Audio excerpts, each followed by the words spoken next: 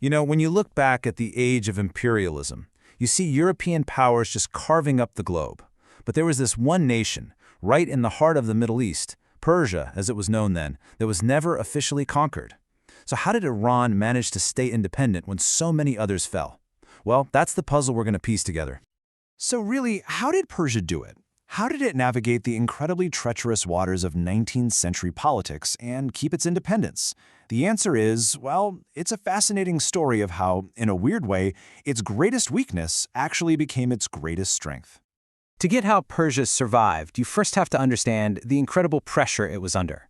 We're talking about the 19th century, and the ruling Qajar dynasty was caught in this massive global power shift that, frankly, it just wasn't ready to handle. For centuries, Persia's main rival was the Ottoman Empire, right next door to the West. But the Ottomans were getting weaker, and as they declined, two much more powerful empires started moving in, creating this dangerous pincer movement on Persian territory. So, to the north, you've got the Russian Empire, pushing south, always looking for a warm water port. And then, to the east, you have the British Empire, absolutely determined to protect its crown jewel, India, from that exact Russian threat. And Persia? It was stuck right in the middle of this intense imperial rivalry, a showdown that history calls the Great Game. And this wasn't just some theoretical threat on a map. No, this was real. By the mid-1800s, Russia had already grabbed key territories up in the north. At the same time, Britain was clashing with Persia and taking vital lands in the east. Persia was literally being chipped away at the edges. Its sovereignty was shrinking year by year. Okay, so you can't win a war against either of these giants. What do? Well, Persia's leaders had to get creative. They came up with this really clever, super high-stakes diplomatic strategy that was all about one thing: survival. The Persian leadership, they weren't kidding themselves. They had no illusions about their military might. They knew, with painful clarity, that a full-on invasion by either Britain or Russia would be an absolute catastrophe. And that brutally honest self-assessment, that became the bedrock of their entire strategy. The plan itself sounds simple, but man, was it risky. Step 1, admit you're weak militarily. Step 2, realize that your two biggest threats hate and mistrust each other. Step 3, use that rivalry. The idea was to give a little something to one side, then give a little something to the other, keeping both empires in the game without letting either one completely take over.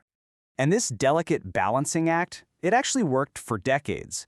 But then, right at the dawn of the 20th century, a discovery deep beneath the Persian soil would completely change the rules of the game, forever. All of a sudden, Persia wasn't just some strategic piece of land on a map. No, it was sitting on a massive ocean of black gold, the one resource that was about to power the world's navies, its factories, everything. The stakes in the Great Game just got infinitely higher. You can imagine what happened next. Foreign interests went through the roof. Britain especially moved fast. Its influence just grew and grew until the Persian government signed away pretty much all of its oil rights to the Anglo-Persian Oil Company, a company we all know today as BP. Now, you'd think this level of foreign control would be the final nail in the coffin for Persia's independence, right? But here's where the story takes a turn. Paradoxically, it led to an agreement that, in a really strange way, is what ended up saving it. The year is 1907. Britain and Russia, they're tired of competing with each other, and they're both a little nervous about a rising Germany.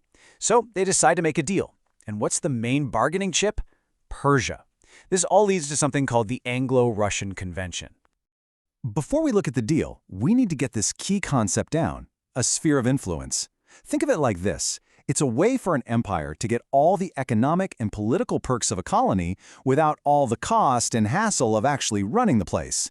It's basically colonialism light.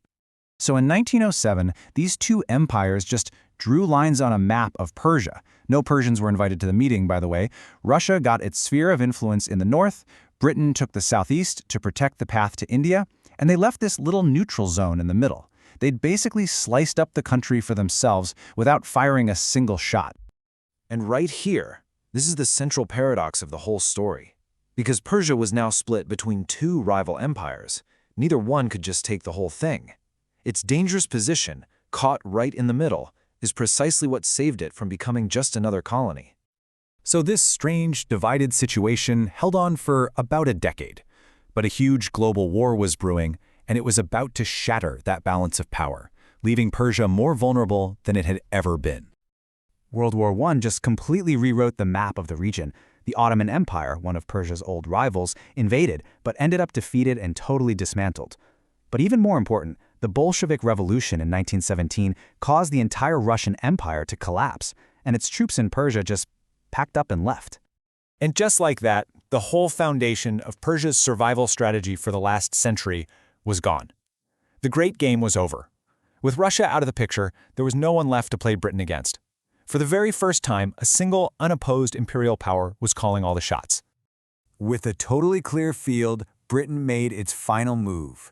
The goal wasn't to make Persia an official colony, but the next best thing, to turn it into an unofficial protectorate, completely under British thumb.